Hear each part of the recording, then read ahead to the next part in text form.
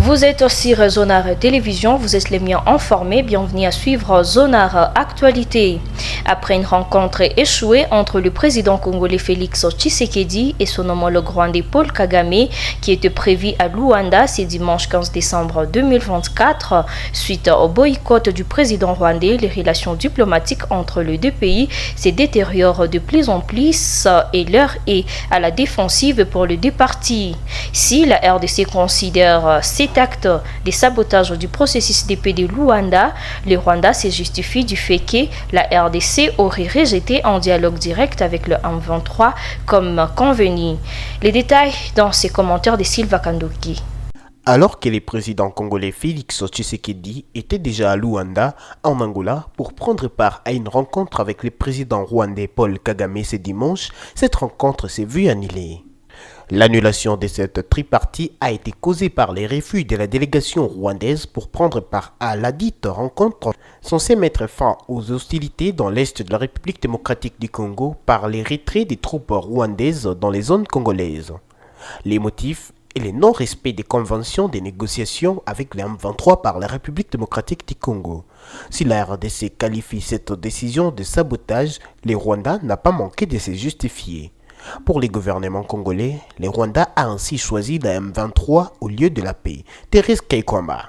Et je pense que nous sommes arrivés à un moment assez tournant parce que nous avons tous pu constater hier que le Rwanda, la République démocratique du Congo et l'Angola étaient très proches d'avoir un accord de paix. Mais que le Rwanda a fait le choix de supporter et de continuer son appui envers le M23. De sa part, le Rwanda a rappelé les accords pour justifier son boycott. La RDC avait maintenant accepté le principe d'un dialogue avec le M23 dans le cadre du processus de Nairobi.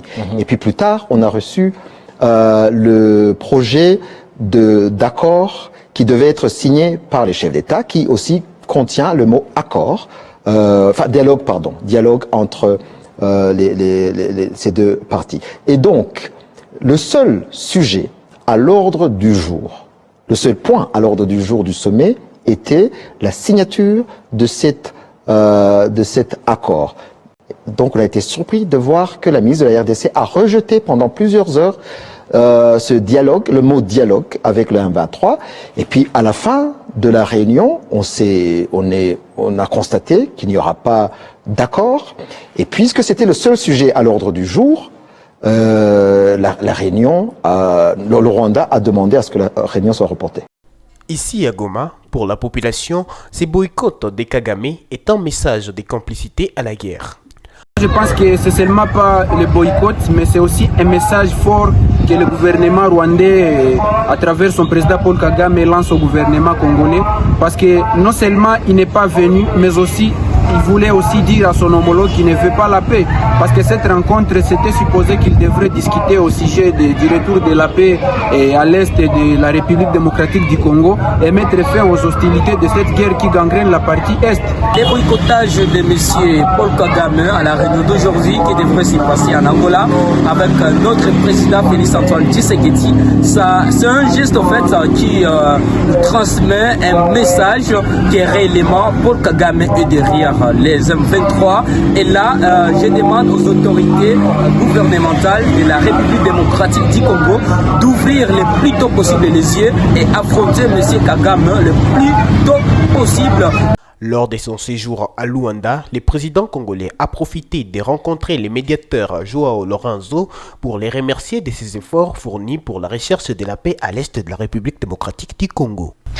Pendant que le processus de paix vire à l'échec, au Nord Kivu, les combats s'intensifient de plus en plus dans les territoires du Lubero au sud. Après de intenses combats, ce dimanche 15 décembre 2024, la localité de Matembe est passée sous contrôle des rebelles du M23 qui ont réussi à repousser les forces armées de la République démocratique du Congo de leur position. L'administrateur militaire de Lubero, le colonel, a assuré la population que la zone est encore sous contrôle du FARDC. Suivez ces reportages.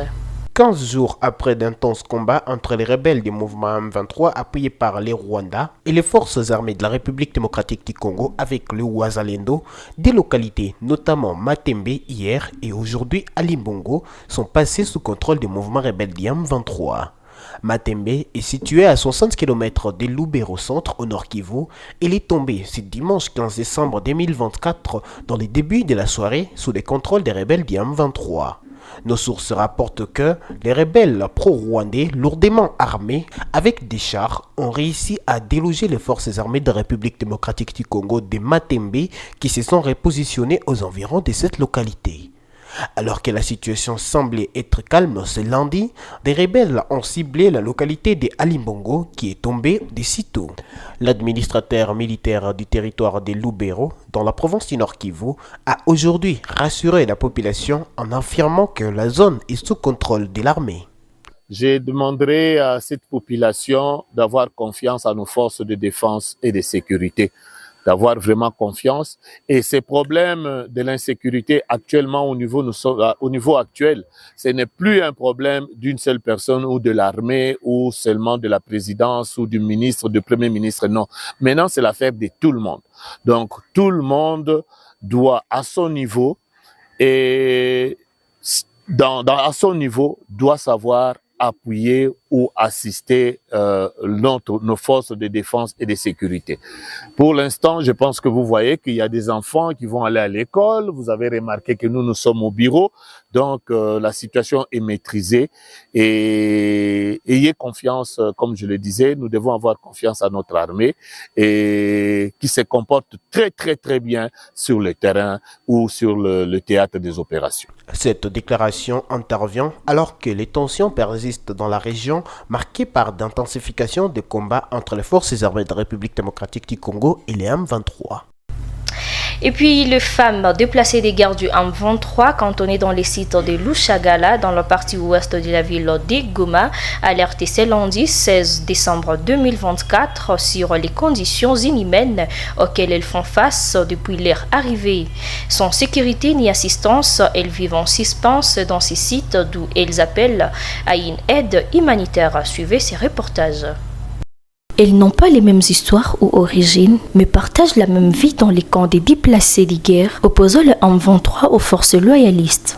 Venues des villages confondus, des territoires de Massissi et Rutshuru, ces femmes vivent en suspense dans les sites de Lushagala, pas des vivres et nos vivres, ce qui caractérise leur quotidien, d'où elles se débrouillent dans la brousse à la recherche de bois de chauffage pour subvenir aux besoins de leur famille. Elles subissent aussi d'agressions sexuelles par des bourreaux, selon leurs témoignages. Aujourd'hui, on compte plus de 3 ans que le M23 a repris les attaques pour la deuxième fois, après celle de 2012 par cette même rébellion au Nord Kivu. Sans rappel aux organisations nationales qu'internationales et au gouvernement congolais de venir en aide à ces femmes qui vivent en calvaire dans ces sites. Et pour finir, parlons du sport. La République démocratique du Congo pourrait éventuellement organiser pour une première fois la Coupe d'Afrique des Nations conjointe avec le Congo-Brazza d'ici 2029. C'est ce qu'a annoncé le ministre des Sports congolais Didier Boudimbu, qui a dit être en contact avec son homologue brazzavillois pour tenter une candidature commune. Quelles sont les chances de la RDC? Réconforte Maïni. Avec mon homologue du Congo-Brazzaville, nous sommes déterminés à organiser ensemble la CAN 2029. Les deux capitales les plus rapprochées au monde sont Kinshasa et Brazzaville. Nous avons donc pensé qu'il serait logique de saisir cette chance pour organiser cet événement historique ensemble. C'est ce qu'a déclaré Didier Boudimbu, ministre congolais des Sports. Bien que la RDC soit prête à saisir cette opportunité, mais la plus grande question reste à savoir si la RDC respecte toutes les normes pour pouvoir abriter une telle compétition d'envergure comme la CAN de football. Surtout que c'est pour sa première fois qu'il va tenter d'organiser cette compétition. Pour organiser une telle compétition, il faut des infrastructures modernes, entre autres des stades, des hôtels, etc., qui répondent aux normes de la CAF. Pour rappel, la RDC n'a qu'un seul stade, la cuvette du stade des Martyrs de Kinshasa, qui répond au moins aux normes. Si les deux gouvernements parviennent à un accord, les coûts de l'organisation seront partagés et chaque pays devra construire au moins 3 stades modernes, conformément aux exigences de la Confédération africaine de football. Par ici s'achève Zonar Actualité sur Zonar Télévision. Merci à vous tous et vous toutes de nous avoir regardés. On se fixe rendez-vous à la prochaine.